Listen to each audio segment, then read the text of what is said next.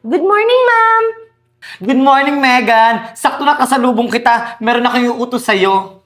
Sana hindi ko na lang pala pinati si ma'am. Ano po yun, ma'am? Wait lang. Ipaprint mo nga to. Sige po, ma'am. Kaso sira yung printing machine sa library. Ganun ba? O sige, ipaprint mo na lang yan sa labas. Bibigyan kita ng authorization para sa guard para makalabas ka. O sige po, ma'am. Ano pa yan? Utusan pa. Bilisan mo ha!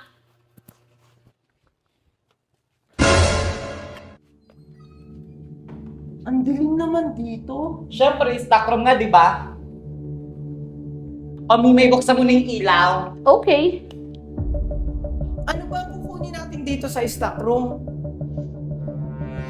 Yung mga papel ng dating principal dito. Sabi ni ma'am, nasa taas daw yun. Oh, ano pang hinihintay natin? Tara na, pumunta na tayo sa taas. Anong oras na? Magsisimula na yung assembly meeting natin. Oo, mo naman, Junjun. May isang oras pa naman. Mauna ka kaya, Junjun. Ba, kasi may daga dito nakakatakot. O sige, sige. Mauna ka na, Mimay. O sige. Ang dilim naman dito.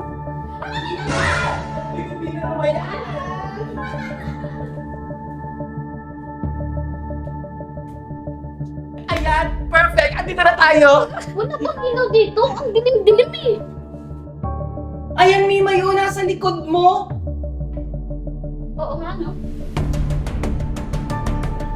Hala, nakalak yung pinto. Ano? Wala pa binigay si Ma'am na susi sa inyo? Anong gagawin natin? Kaya mo naman siguro ito buksan, Junjun. O sige na nga, susubukan ko.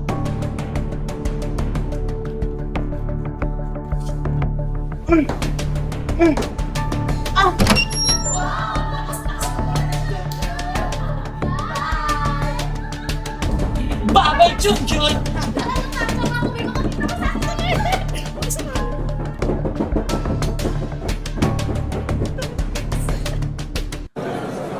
Class, bilisan nyo na dyan. Malapit na assembly meeting natin.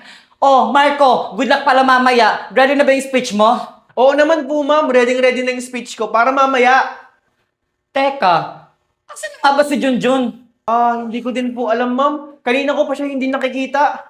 Ganun ba? Baka nagsasolo para sa speech niya mamaya. O class, tapos na ba dyan? Asa na kaya yung dalawa? Nagawa na kaya nila yung plano? Marco! Oh, nagawa niyo ba yung pinapagawa ko sa inyo? Siyempre naman! Kami pa!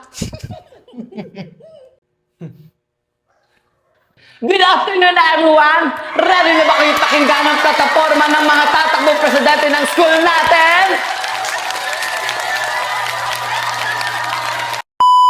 Thank you. Next, dadako na tayo for senator. Bakit wala pa si Junjun? Thank you. Napakaganda ang iyong plataforma. Okay, next, dadako naman tayo kay Mr. Diskaya. Wala bang palakpakan dyan? Teka, parang may mali. Kasama nila si Junjun kanina. Bakit hanggang ngayon wala pa si Junjun? Magsisimula na yung speech nila. Ano na kayo nangyayari ngayon kay Junjun? Kawawa naman. Hindi to pwede. Kailangan kong hanapin si Junjun. Malapit na yung speech niya. Lahat manalo. Okay, everyone. Ito na ang pinakaantay nyo. Handa na kayo! Ang excited na lahat! Huwag na ganun pa! Junjun! Junjun! Junjun! Junjun! Junjun!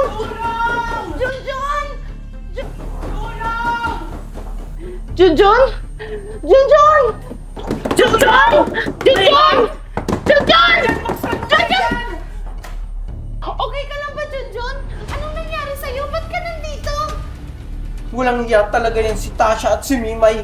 Sila yung dahilan kung bakit andito ako. Kinulong nila ako dito. Tama nga yung kutob ko. Inutusan ako ni Ma'am kanina na magpa-print. Tapos nakita ko kayo ni Mimay at Tasha pumasok dito sa stockroom. Oo, Megan. Sigurado ako, plinano to ni Marco para hindi ako maka-attend sa speech. Mga walang hiya talaga sila. Junjun! Tara, bilisan mo! Makakaabot ka pa sa speech mo! O sige, Sige! Gulatin natin sila. Tara, tara! Thank you, Marco, sa napakaganda mong speech. Pwede ka nang upo. And then, guys, napakinggan niyo po yung napakagandang plataforma ni Marco. Kawawa naman, di siya makakapag-speech. Walang iba kundi si... For sure ako, umiiyak ngayon si Junon sa stock room. Si Junjun!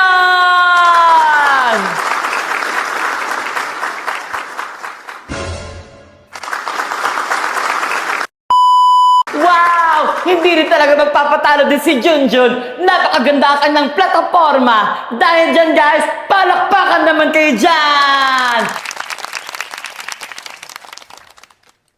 Paano nangyari yun? Tasha, paano nangyari nakalabas si Junjun sa stock room?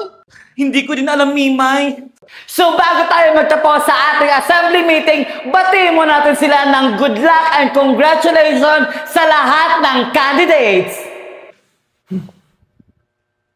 Akala ko ba maayos yung trinabaho nyo? Bakit nandiyan si Junjun? Bakit nakalabas siya sa stock room?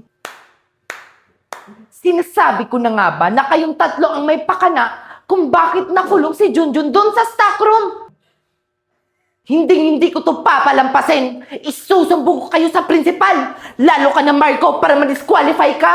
At bakit? May ebidensya ba? Eh di magsumbong ka, Megan. Bakit? Paniniwalaan ka ba ng principal? Eh wala kang ebidensya? Oo nga, masyado kang mapagbintang. May ebidensya ako. Nakita ng dalawang mata ko. Hindi ako papayag na hindi nyo pagbabayaran ang ginawa nyo kay Junjun. Gusto mo ako pa magbayad? Kayong dalawa, ayusin nyo. Kailangan hindi ito makaabot kay ma'am at sa principal. Ano ka ba, Marco? Huwag kang mag-alala. Kayang-kaya natin si Megan tsaka si Junjun. Oo nga, Marco. Masyado ka namang kinakabahan. Hindi ako natatakot. Baka nakakalimutan nyo na kayong dalawa lang yung gumawa.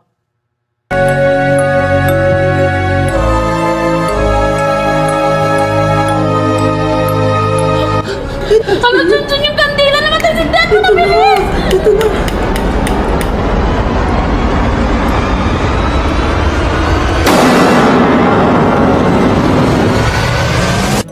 Grabe, nakakatakot naman dito. Di ba dito kayo nakakita ng babaeng multo?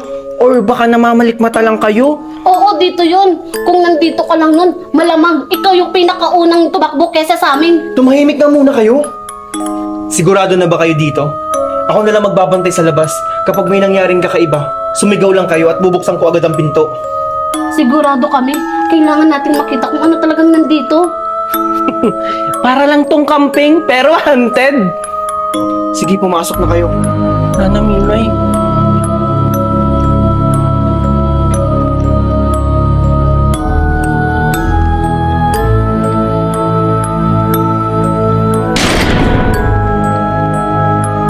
Ang dilim pala talaga.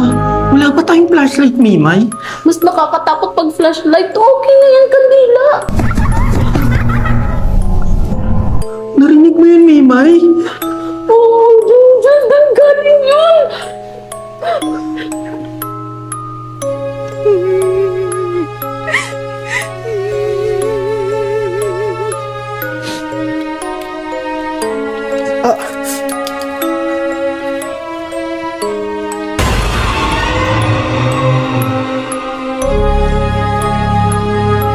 Sino yan? Mimay? Junjun?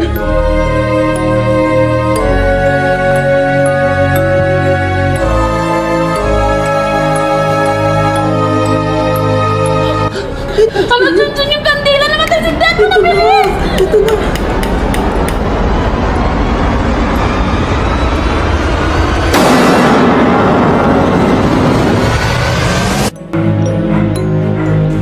Naramdaman mo yun, Mimay? Parang may babae sa likod natin. Oo, naramdaman ko yung Junjun. Tara, magkita tayo sa taas. Tara.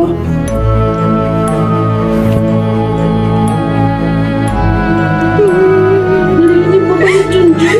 Oo, Mimay.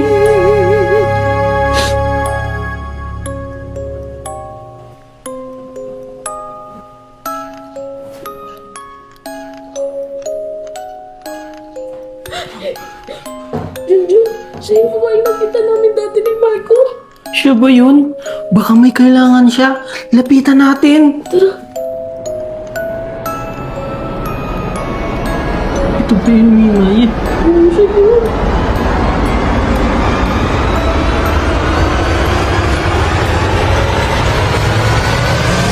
Mimay, ba't nawala siya? Tara na, Mimay, umalis na tayo dito. Sige, tara.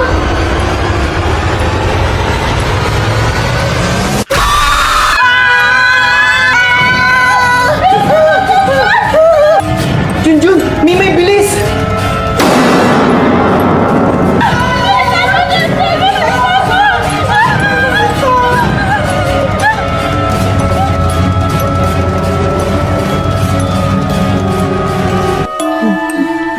Hindi na ako babalik dun. Sabi ko na nga ba, maraming multo dun. Tara na, baka masundan ba tayo dito? Tara!